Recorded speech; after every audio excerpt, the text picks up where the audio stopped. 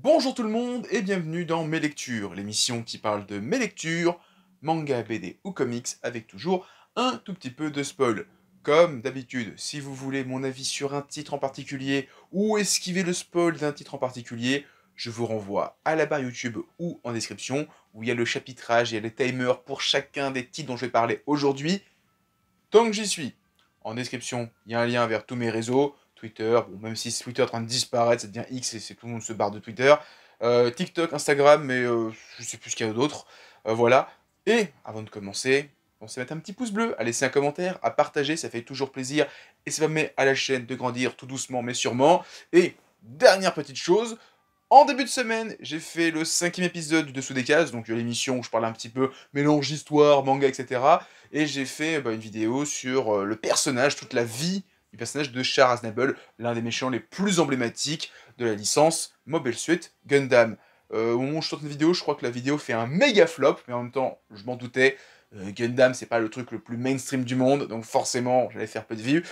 Un petit peu triste, mais voilà, j'en parle. S'il y a des gens qui n'ont pas vu la vidéo, bah allez la voir, ça ferait super plaisir. Et bah maintenant, on va commencer à parler de mes lectures. Et on commence tout d'abord avec le coffret Tsukasa Ojo sous un rayon de soleil. Donc la semaine dernière, j'ai parlé du tome 1. Bah, comme je vous l'ai dit, j'ai acheté le coffret donc avec le tome 1 et le tome 2. C'est une série terminée, une histoire courte, enfin, oui, une série courte de Tsukasa Ojo. Je ne sais pas si c'était une série qui était prévue pour être en 2 tomes ou si par manque de succès, il s'est arrêté en cours de route. Je pense que si c'est dans le Jump, c'est par manque de succès, et sachant que je sais que l'auteur a eu des déboires avec le Jump, que après ses succès comme Cat Size ou encore City Hunter, il a eu une perte de vitesse et qu'on lui a jamais vraiment laissé le temps de démarrer une série tranquillement, et c'est pour ça qu'il s'est barré avec son pote Tetsuo Hara, donc l'auteur de Hokuto no Ken notamment.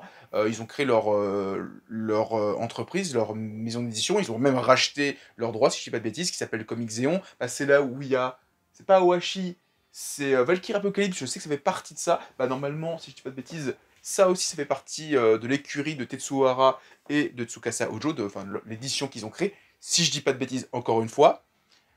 Et ben, Sous un rayon de soleil, maintenant, maintenant que j'ai lu les 2 tomes, et ben je trouve que c'est un très bon titre. Moi qui connais principalement Tsukasa Ojo pour surtout City Hunter, un petit peu Cat Size, et j'adore son Family Compo, c'est vraiment un titre que je trouve très particulier et très intéressant, et surtout dans la bibliographie de l'auteur, est très juste, mais en même temps j'adore ce titre. J'en reparlerai un de ces quatre sur la chaîne, c'est sûr et certain, c'est trop bien Family Compo.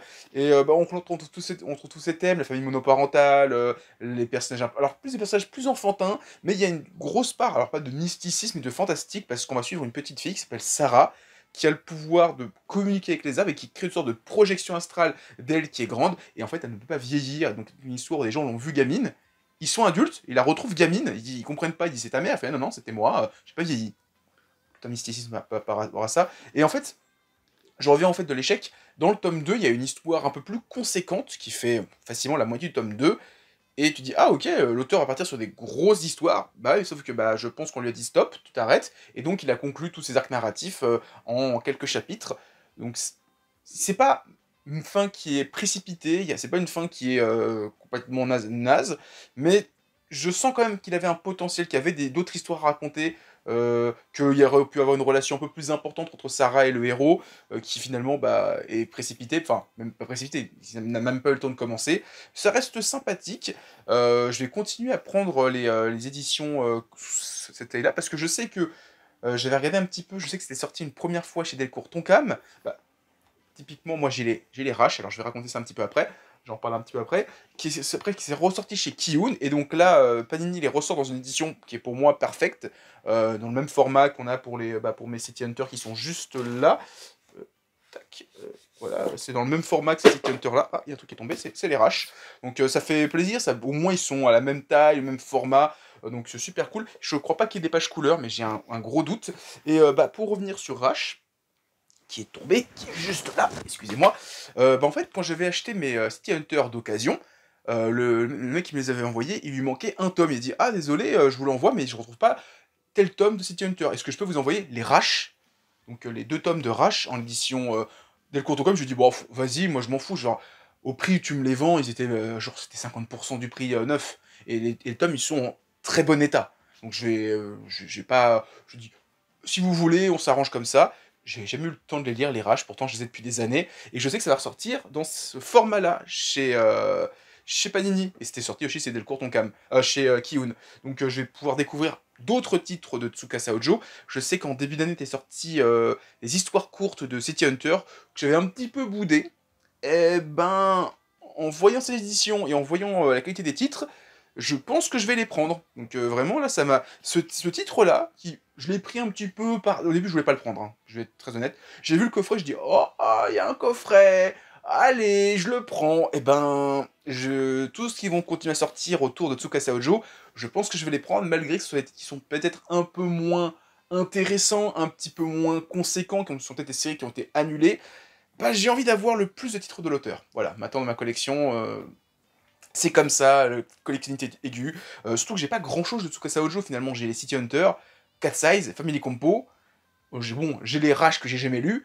Et bah, ça sera. Je vais continuer à acheter des histoires courtes, des one-shots, et des histoires qui sont à peine commencées, terminées, de Tsukasa Ojo. Ah oui, j'ai Angel Heart, dont j'ai même pas la fin. J'ai 17 premiers tomes sur 25. Faudrait peut-être que j'ai un de ces quatre que je continue Angel Heart. Je sais que j'ai arrêté en cours de route. Il faudrait que je reprenne et que je relise tout à zéro, mais c'est compliqué. Mais en tout cas, voilà, je vous conseille fortement ça. C'est vraiment super bien. Ça peut être pas forcément une porte d'entrée dans l'univers de Tsukasa Ojo, mais au moins une porte d'entrée dans le style graphique de Tsukasa Ojo. Donc si vous aimez le dessin, je pense que vous allez kiffer City Hunter, Family Compo, Cat Size, etc. Ah, peut-être un peu moins Cat Size qui est un peu plus vieux, mais en tout cas vous allez kiffer City Hunter et Family Compo, c'est sûr et certain.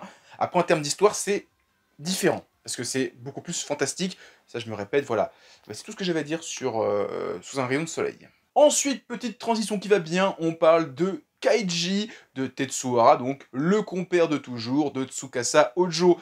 13e tome sur 18, si je dis pas de bêtises, de Kaiji, donc on est sur les derniers tomes, la dernière ligne droite. Donc là on est surtout sur Keiji Maeda, donc le personnage principal, qui fait la rencontre, alors c'est Masamune Date, qui s'appelle aussi Masamune Date, je crois, non, Masamune Date, mais j'ai un autre nom, donc le Dragonborn, qui est un personnage qui apparaît dans Samurai d'Hyperkyo, donc j'ai Bonten Maru, voilà, c'est ça son surnom dans Samurai d'Hyperkyo.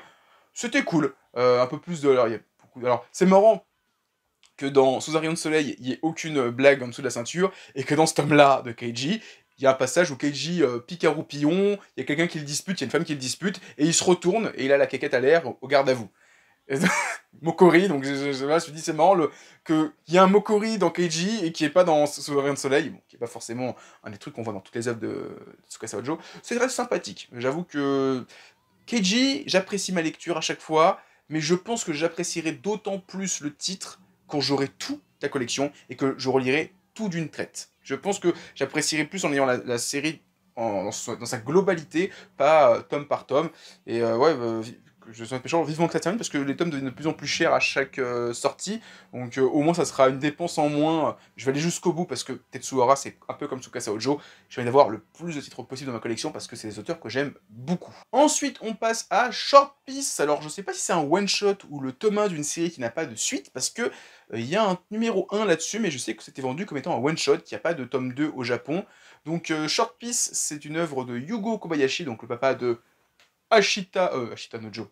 Aohashi, désolé, j'étais sur le Hashi, j'étais en train de dire le Hashi avant de dire le Ao, donc qui est une histoire, on va suivre des étudiants, alors je crois que c'est des lycéens, ouais c'est des lycéens, qui ont fondé un club de cinéma, et on va suivre plein de petites histoires, c'est plein de petites histoires, il n'y a pas une grosse histoire sur un tome, c'est un chapitre, une petite aventure, mais avec toujours les mêmes personnages, avec un héros qui rappelle un petit peu Ashito, en termes de physique, il y a quelques personnages où tu te dis, ah, ça, c'est le prototype de tel personnage de Aohashi en termes de design, parce que c'est vraiment les copies conformes. Et j'ai pas aimé. Voilà, alors c'est pas méchant, c'est pas nul, c'est juste, je suis pas rentré dans l'histoire. Je sais qu'à côté, il y avait un autre manga sur la cuisine, qui m'intriguait pas tant que ça. Alors j'aime bien le délire de la couverture, où si tu grattes, tu sens une odeur, je crois que c'est du persil ou du curry, je sais plus exactement. J'ai envie de le prendre, je suis curieux, parce que j'aime beaucoup ce que fait Yugo Kobayashi. Aohashi, c'est un énorme kiff. Short Piece, ça me parle moins. Peut-être parce que ça parle de cinéma, ça parle de club de lycée, je sais pas. Je suis pas rentré dedans. J'ai lu le tome, je l'ai posé, je me suis dit, ouais. Donc j'en dirai pas plus, j'ai pas envie de dire du mal du titre parce qu'il est pas mauvais. J'ai juste que ça m'est passé, mais à des kilomètres au-dessus, alors que je pense que si on aime le délire du cinéma, tout ça, alors que j'adore le cinéma, hein, je vais au cinéma souvent régulièrement, mais je suis pas, je vais peut-être aussi, j'ai peut-être pas dans le bon mood à ce moment-là quand je l'ai lu. Je l'ai fini, j'en garde rien. J'avoue que j'ai quelques bris de souvenirs d'une histoire avec une gamine, où ses parents, ou un gamin, où ses parents l'ont poussé à devenir comédien ou comédienne, et que... Mais les histoires me sont passées complètement au-dessus, là où Aohashi, à chaque fois que je lis un tome, mais c'est une claque monumentale. Donc, j'en dirai pas plus. Voilà, je veux pas dire du mal du titre, il est pas mauvais, c'est juste moi qui ai pas apprécié le titre. On passe maintenant à du lourd, Les cauchemars de Mimi de Junji Ito, donc avec une préface de Miyako Slocombe qui est donc traductrice, alors je sais plus ce qu'elle a traduit, je sais qu'elle a fait beaucoup de traductions, si je ne dis pas de bêtises, du Lézard Noir, et donc là on est sur essentiellement des œuvres publiées en 2002 et 2003, et avec à la fin une petite histoire qui date de 2007, les cauchemars de Mimi, alors à part une histoire, on est surtout, en fait c'est une adaptation d'un roman, donc de Hirokatsu Kihara et de Ichiro Nakayama, donc mis en image par Junji Ito. On va suivre Mimi, la jeune fille qui est en couverture juste ici, qui va être victime, qui va voir des fantômes qui vont la pourchasser, la hanter, ou ses proches, etc. Il y a graphiquement des histoires qui sont vraiment super bonnes. Je pense notamment le premier chapitre qui dure. Alors, c'est marrant, c'est qu'il y a aussi des chapitres dans ce tome-là où on enchaîne des chapitres assez conséquents qui font 30-40 pages et des chapitres beaucoup plus courts. Notamment, le premier chapitre du bouquin il fait 4 pages où on suit un mec et Mimi en voiture et il y a une vieille qui apparaît en haut. Elle leur saute dessus et c'est fini. Je sais pas ce qui s'est passé. Voilà, c'est assez particulier. Et en fait, moi, il y a l'histoire qui m'a le plus marqué. C'est celui. Alors, excusez-moi un instant. C'est celui où il y a une gamine qui dit qu'elle est pourchassée par un fantôme. Et en fait, c'est une immense ombre qui dort avec elle la nuit. Je trouve que la double page où tu vois. Qui est juste ici, de toute façon, il y aura les images à côté. Mais voilà, je trouve que cette page où tu as l'ombre qui est juste avec l'enfant, je la trouve incroyable. C'est cette page avec la gamine qui dort et à l'ombre, qui était une des grosses pages mises en avant pendant le festival, enfin l'exposition de Junji Ito à Angoulême, et qui m'avait déjà scotché à l'époque. Et là, découvrir l'histoire qu'il y a autour, je trouve que ça marche encore plus. C'est vraiment une des pages qui m'a le plus marqué du tome. C'est cette ombre qui pourchasse l'enfant, et après toute la révélation autour de ça. C'est un très très bon titre que Les Cauchemars de Mimi, c'est peut-être un des meilleurs. Enfin, cette année on a eu quand même des très bons titres de Junji Ito, c'est un peu compliqué, mais c'est vrai que là cette année avec L'amour et la mort et ça, on a eu très bon. J'ai un peu moins aimé L'école des composés, mais sinon, non, c'est très très bon. Et Fragment d'horreur qui est génial. En tout cas, un très bon Junji Ito. Je pense que cette année, c'est peut-être pas le meilleur parce que L'amour et la mort et Fragment d'horreur étaient très très bons, mais c'est vrai qu'après L'école des composés, qui m'a un peu moins, on va dire, contenté, j'ai un peu moins apprécié. Là, on est sur du très très bon, et vivement de découvrir les prochains titres qui ont été annoncés récemment par Mangetsu durant un de leurs lives ou durant un de leurs Tsukimi, leur annonce. Ils ont annoncé deux trois titres, et vivement ça, on verra en 2024 ce qu'il y a. Il y a encore des titres de Junji Ito qui arrivent, ça fait... je commence à avoir une sacrée collection, je suis assez content. Il y a 2-3 ans, j'avais rien, et là maintenant, j'ai une petite collection, et j'ai vraiment envie de vous proposer un de ces quatre, une vidéo récap de toute la biographie de l'auteur, et comme je le dis à chaque fois, le fait d'avoir les dates de publication de chacun de ces chapitres, ça va alimenter ma vidéo parce que j'ai vraiment envie de vous présenter ces œuvres de manière chronologique. Donc pas Tomie, puis Spirale, puis Bigio, vraiment vous dire, en telle année il a fait ça, puis ça, puis ça, puis ça, il est revenu à ça, puis il a fait ci, puis il a fait ça, voilà, j'ai envie de faire ça, et le fait qu'il y ait des dates, ça m'aide beaucoup pour cette future vidéo qui sortira un jour. Ça sortira pas demain, ça sortira un jour, donc l'attendez pas tout de suite, c'est sûr et certain. On reste sur un auteur un petit peu nostalgique, on reste un petit peu sur de l'horreur avec les 13 nuits de vengeance de Kazuo Kamimura.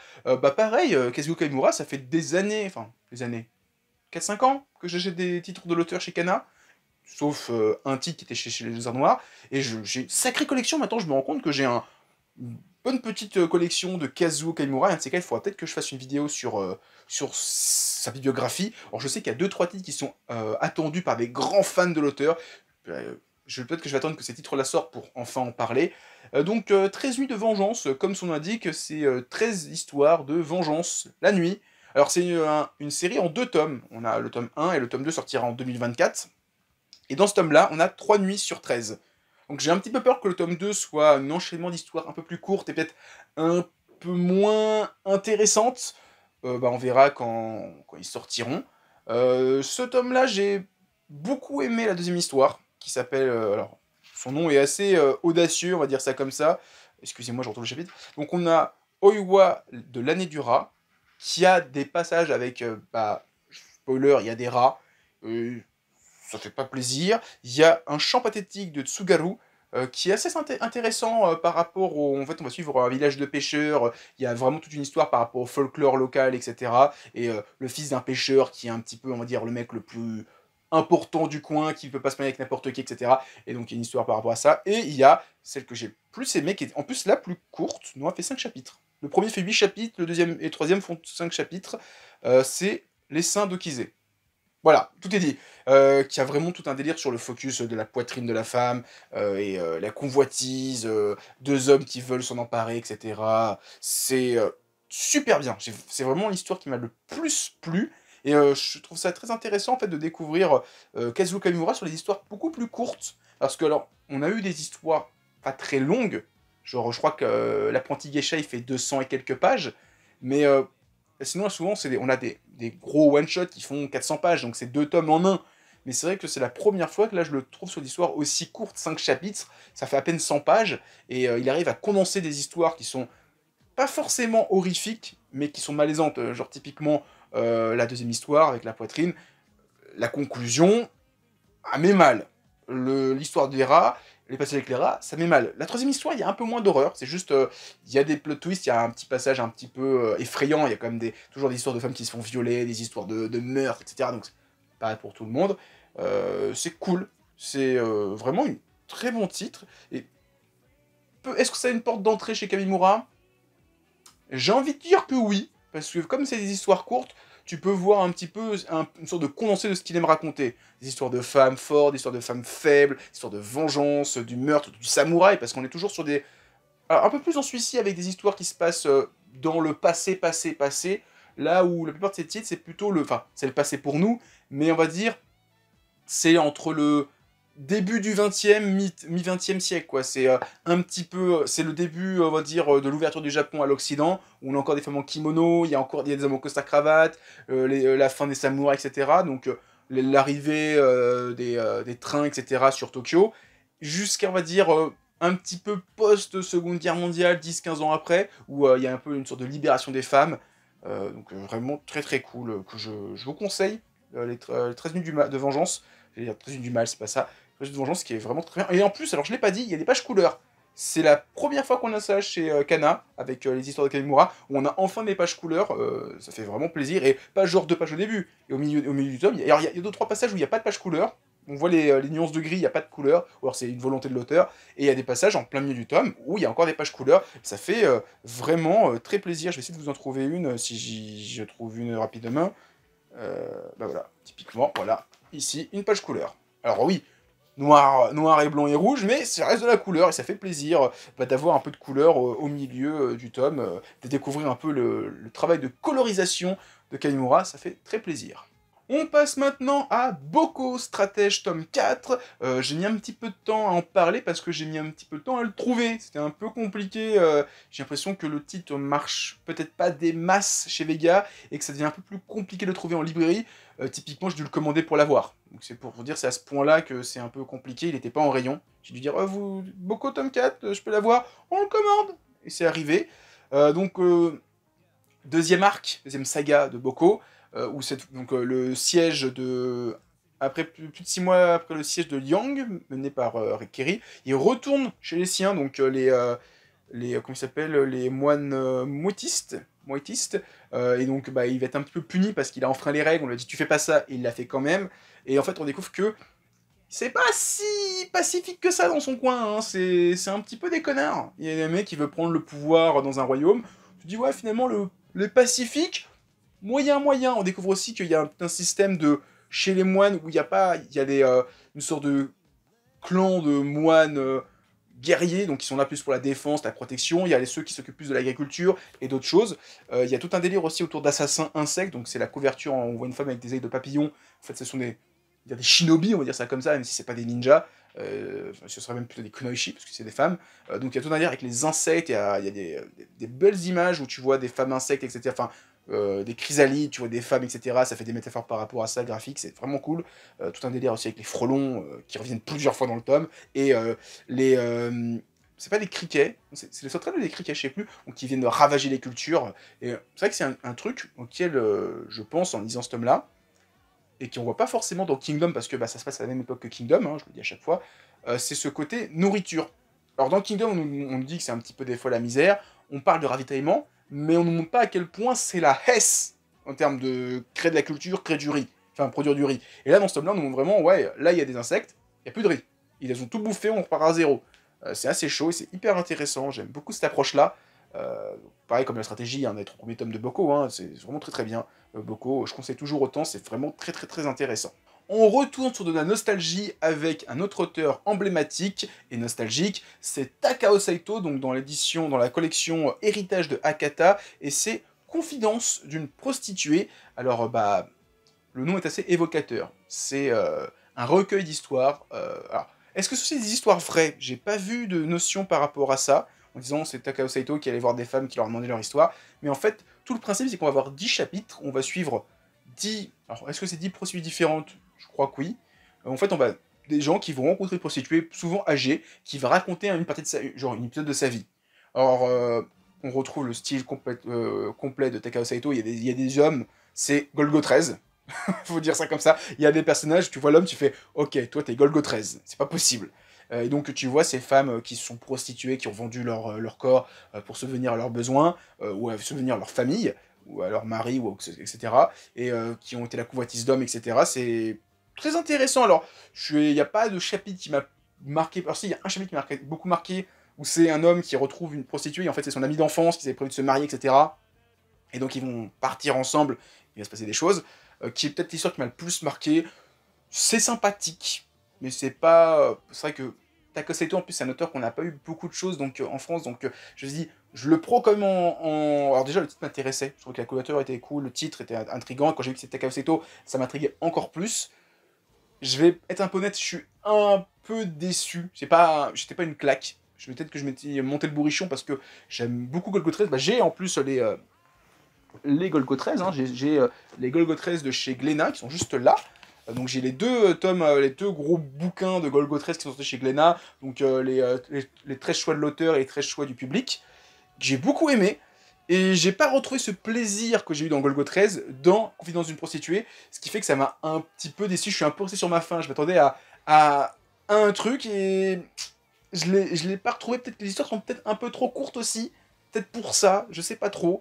Et alors aussi, c'est un format un petit peu différent, parce que les clans de peau, c'était un très grand format. Là, on est sur un format un peu plus, je dirais pas poche, mais on est plus sur un format, on va dire, comme Boko, qui est donc un format comme aussi les 13 nuits, hein, c'est vraiment ce même format qui est, on va dire, intermédiaire, on va dire ça comme ça, où c'est pas un format poche, comme le prochain dont on va parler, donc Eden Zero, qui est vraiment, voilà, on voit la différence.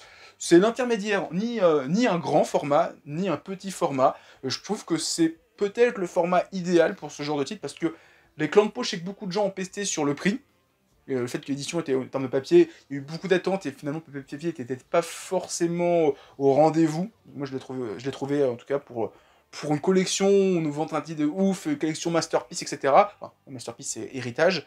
J'avais trouvé le papier un petit peu en dessous de mes attentes. Là, le format, le prix, le papier me vont. Donc si ça continue sur ce format-là, c'est très très bien. Alors ça fait bizarre, c'est que le clan de peau qui est beaucoup trop grand pour ce que c'est. Ça fait bizarre. Alors, je dis des grosses conneries parce que je l'ai pris pour comparer, je l'avais pas pris encore, et en fait non, j'ai des grosses conneries, c'était le même format. Je crois que c'est à cause de Sakuran, de chez Pika, qui a un très grand format aussi, et en fait dans ma tête je me suis dit que c'était le même format que les clans de peau. En fait non, c'est ce format-là aussi intermédiaire. J'ai des conneries, mais c'est vrai qu'en termes de papier, je le vois, je trouve que le papier de prostituée est beaucoup plus blanc que mes clans de peau, qui est beaucoup plus jaune. Alors, est-ce que c'est parce que le papier a déjà vieilli, mais... Enfin, je me dis, a vieilli déjà en quelques semaines, quelques mois, c'est un peu fort de café. Donc je pense que le papier, pour moi, était quand même un peu moins bonne qualité, un peu plus jaune de base, et que celui-ci est beaucoup plus blanc, donc il ira peut-être un peu mieux. Je verrai dans 6 mois, si dans 6 mois il est jaune, bah c'était le même papier, mais c'est vrai que là je le vois, je fais putain, il est déjà bien jaune, enfin, il a déjà jauni un petit peu, alors ce qui était déjà jaune comme ça, je sais pas, en plus, bon, la couverture est jaune, donc ça aide pas forcément, mais en tout cas, voilà, c'est sympathique, et c'est vrai que pour découvrir Takasaito, c'est pas la meilleure porte d'entrée, clairement. Alors comme je l'ai dit, on passe maintenant à Eden Zero, tome 27, l'arme écarlate. Donc on est toujours depuis la fin du tome 25, donc dans cette nouvelle boucle temporelle, c'est l'univers 0, c'est indiqué comme ça, et ben, il faut le dire, hein, on speedrun, hein. Vraiment, on speedrun la série, parce qu'en fait, on nous remonte de manière hyper accélérée les événements de Eden Zero. Le tome 26 est terminé sur Drakenjo, donc ils avaient déjà récupéré Wise, ils avaient retrouvé toutes les étoiles démoniaques, sauf une, Valkyrie, qui est en couverture, et ils avaient pas encore retrouvé Omura, où ils venaient juste de la retrouver, ils étaient face à Drakenjo, ils avaient récupéré les deux frères qui étaient pas traumatisés par le docteur complètement maboule, et bah, Drakenjo avec Poséidon Nero, donc le big boss du cosmos Aoi. Et donc, ils deviennent potes, ils changent un petit peu le temps, et donc ils vont sur la planète où ils avaient rencontré Valkyrie, ils avaient retrouvé Valkyrie, enfin, qui était laissée pour morte, et ils avaient rencontré la mère de Homura, qui donc se passait normalement avant Drakenjo. On finit cet arc-là, donc, où encore une fois, tout le monde est gentil, tout le monde est trop bien, où la mère de Homura est pas une grosse, excusez-moi le terme, salope, on va dire ça comme ça, là elle est un peu plus manipulée par les hommes, et avec Valkyrie, elles ont fait la révolution, et Valkyrie est encore en vie, donc les 4 étoiles démoniaques sont là, ils partent dans le cosmos Aoi, ils vont retrouver le comédien qui a sa bouche chiconée qui contrôle les larmes, le chat bodybuildé, bah il n'est pas bodybuildé, et le fils de Poséidon Nero, Shura, bah maintenant il porte plus la culotte dans son couple. Je vais dire ça comme ça parce que il avait enlevé la fille de la Révolution, a été complètement matrixée à cause de lui et il l'avait torturée pendant des jours. Bah ici c'est elle qui porte la culotte et qui lui dit oh on fait pas comme ça, c'est moi qui commande. Je trouve ça très très drôle. Et donc on a quasiment terminé là où on était par rapport à la série Eden Zero parce que globalement une fois qu'on avait terminé le Cosmos Aoi, on était on va dire fin de la saga, et on était le combat contre Ziggy, et donc là on va sûrement approcher du combat final contre Void, qui est le grand méchant, qui s'est allié aux 6 généraux démoniaques, qui sont différents dans ce monde-là, parce que Poséidon Nero et Drakenjo ne sont pas des commandos démoniaques, donc on va voir. Pareil, Erza n'est plus commando démoniaque parce qu'elle est princesse de son royaume n'est pas détruit. À voir, en tout cas, je suis très curieux de découvrir la suite, et ça se sent quand même qu'on est sur l'arc final, on approche de l'arc final, parce que je vois pas ce qui peut être plus démoniaque que Void, qu'on nous présente quand même comme le grand méchant ultime de la série, qui, je pose un billet là, pour moi, est lié au croque-mitaine. De toute façon, c'est un truc qu'il y a dans toutes les œuvres de Hiro Mashima. Il nous parlait tout le temps dans Rave de l'entité Etherion qui a... Non, c'est pas Etherion, c'est le truc qui a redémarré le monde, et que c'est lié plus ou moins à la famille des mecs qui ont créé les Darkbring, donc les blonds là qui ont créé Darkbring, et donc à la fin, quand Haru affronte le big boss d'Aura Sensei, pas d'Aura Sensei, c'est Demon Card, ou Demon Card, parce qu'ils se sont trompés sur la lettre, il a fusionné avec cette entité-là, et donc il y a un combat ultime entre le bien et le mal, etc. Dans Rave, dans Fairy Tail, il y a tout un délire avec, à chaque fois on nous présente Acnologia, on nous met Zelef, et à la fin on nous dit en fait le grand méchant c'est Acnologia. Donc là, soit Void c'est un rideau de fumée pour nous montrer ensuite le croque-mitaine, soit Void est lié au croque-mitaine, il va y avoir un bail. De toute façon, pour moi, le croque-mitaine, c'était un peu le Acnologia du monde de Eden Zero. Donc au bout d'un moment, ils vont devoir l'affronter et lui casser la gueule. C'est sûr et certain. Voilà, en tout cas, Eden Zero, c'est toujours aussi bien. Moi, je prends mon pied à lire chaque tome. On passe maintenant au tome 4 de Katsu, donc 4 sur 8, on est déjà à la moitié, donc l'année prochaine on aura terminé cette série de box signée Mitsuru Adachi. Ça fait quelques temps que j'ai pas lu du Adachi parce que j'ai lu l'intégrale des Touch, j'ai lu son manga sur la natation, j'ai l'intégrale des mix en numérique, enfin j'ai tout en numérique sauf Katsu, et c'est Short Programme et Boken Shoten sorti chez Nobinobi en début d'année. Donc peut-être que je me ferai un autre de ces titres, mais je crois qu'il y a très peu de titres aujourd'hui qui sont en numérique, soit c'est... Enfin c'est chez Delcourt, ce qui est chez Delcourt, il n'y a rien en numérique à part Mix, si je dis pas de bêtises. Donc très content encore une fois que Nobinobi sorte Katsu. Beaucoup aimé ce tome-là, ou qui, alors... on nous rajoute une dose de, alors pas de mystère, mais de révélation sur le fait que Katsu, le garçon, son père n'est pas son père. Alors je me suis dit, ils nous ont pas fait un long fleuve tranquille où ils ont inversé les Katsu à la naissance.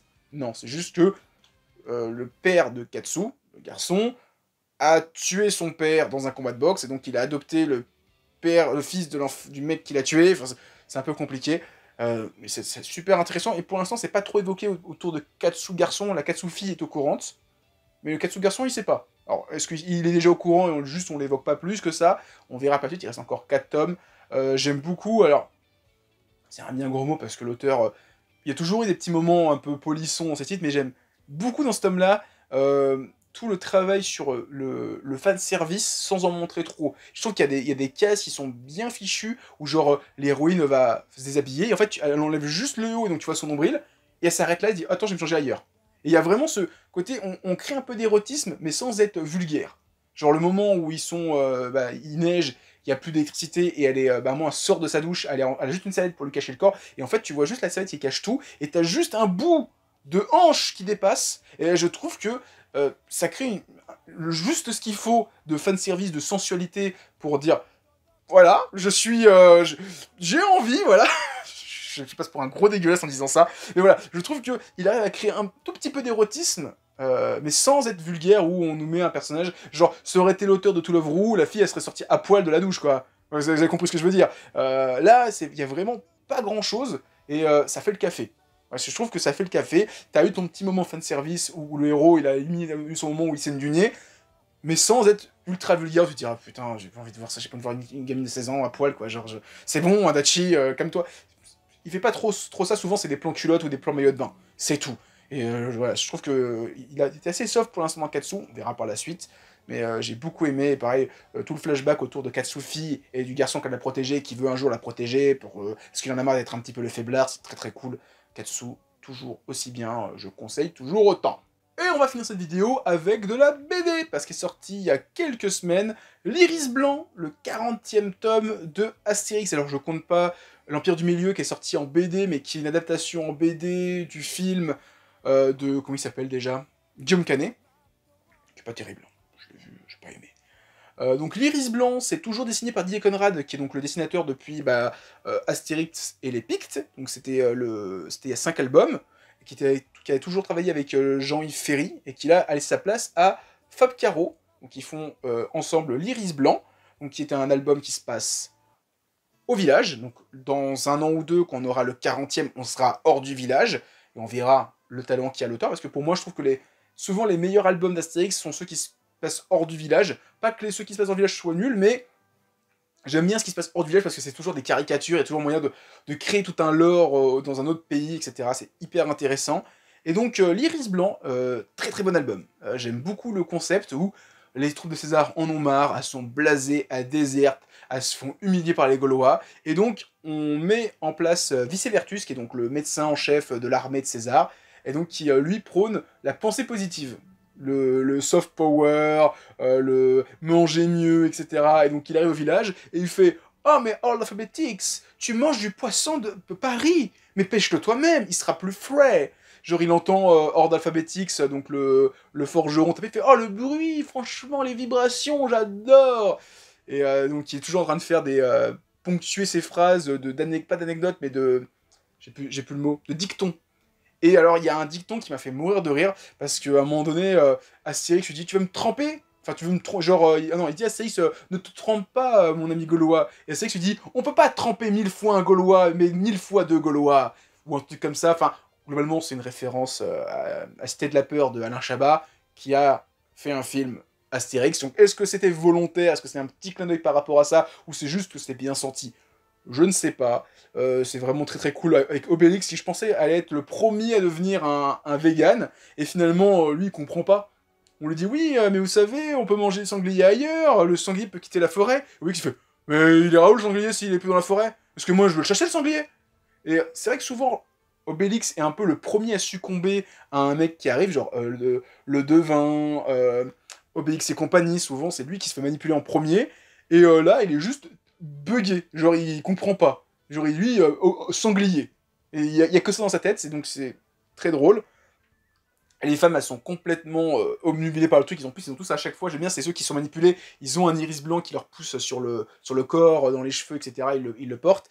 J'ai beaucoup aimé quand il part avec bonne mine à Paris, enfin à Lutèce, et qu'ils prennent la SNCF, donc le service national de transport de foin, donc SNCF, j'ai trouvé ça de char et de foin, comme ça. Ils prennent le CGV, le char grande vitesse, et je me dis, merde, depuis le temps qu'Astérix existe, ils ont jamais parodié la SNCF, ils ont jamais parodié le TGV. Je trouve ça inouï de jamais avoir, oui, la blague est bien faite, je trouve ça inouï de jamais avoir dit, tiens, on va faire, alors ils avaient parlé une fois, je crois, de l'autoroute, quand ils avaient fait le tour de Gaulle, si ma mémoire est bonne, mais ils ont jamais fait les transports en commun. Je trouve ça hallucinant qu'en 40 albums, ça y est, quelqu'un fasse une blague sur la SNCF. Est-ce qu'il y avait un embargo de la SNCF sur Astérix par rapport à ça? Je sais pas. Mais un bon album. Et alors, de ce que j'ai compris, c'est censé être une référence à l'ancien Premier ministre Villepinte et un autre monsieur. Et il me fait beaucoup plus penser à Villepinte, parce que je pense que c'est à cause des tempes blanches, j'allais dire des ailerons de requin. Bon album. Iris Blanc, très très bon album. Ce nouveau duo, bah, pour l'instant, le scénario de Fab Caro est bien. On verra sur le prochain album, parce que je trouve que Jean-Yves Ferry s'en est pas trop mal sorti sur les 4 derniers albums, malgré qu'il y ait eu des fois des petites pressions du dessinateur qui disaient ah, j'aime pas trop, ça j'aime pas trop, vous recommencez. Voilà.